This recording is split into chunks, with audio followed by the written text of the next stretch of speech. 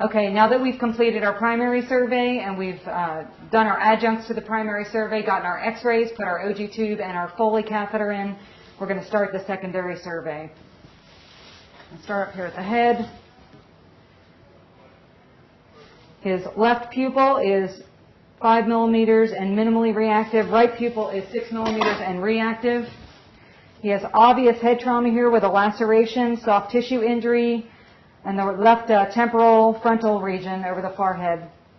There's no active bleeding at this moment right now. His nares are patent without any blood. Midface is stable. Mandible has no crepitus to it. I don't feel any crepitus about his face either. No cephalohematoma in the back. There is a mild cephalohematoma in the front here.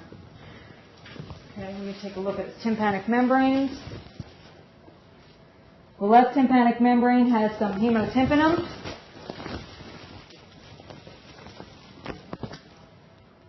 The right tympanic membrane is clear. Okay, I'm going to move down to the neck here. Mark, if I could get you to come and hold C-spine so I can look at his anterior neck and feel his C-spine. Hold C-spine for me. Yes, ma'am. Okay, I'm going to release the anterior portion of the collar. There are no anterior hematomas. No carotid bruits. I'm going to reach behind you here and take a feel. No gross cervical spine step-offs. Okay, Mark, I'm going to put the collar back on. Thank you. Moving down. His chest has a large amount of ecchymosis to the lower anterior left chest. There's a mild amount of crepitus there. No true subcutaneous emphysema.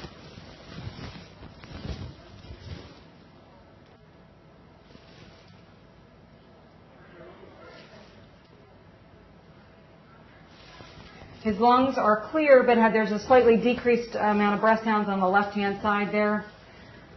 His abdomen is soft, non-distended. His pelvis is wrapped with a pelvic sling. I'm not going to re-examine that. You already know it felt unstable.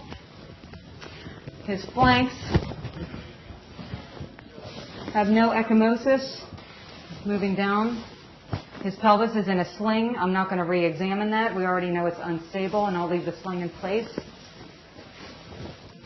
Moving on to his extremities, he has an obvious open deformity to the left femur, fracture deformity.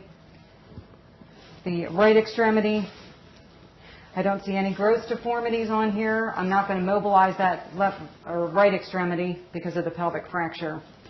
Looking at the other extremities here,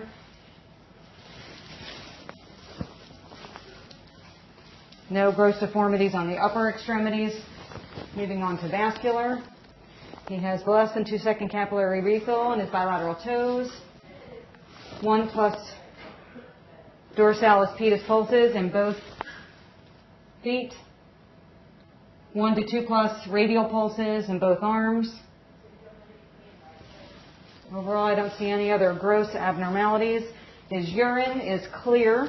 So we are going to need x-rays of his left femur, left knee, left hip. We already have the chest. We already have the pelvis. And at this point, we also need to see where we are on locating or on contacting the transfer center. I'm going to cover him up to prevent hypothermia.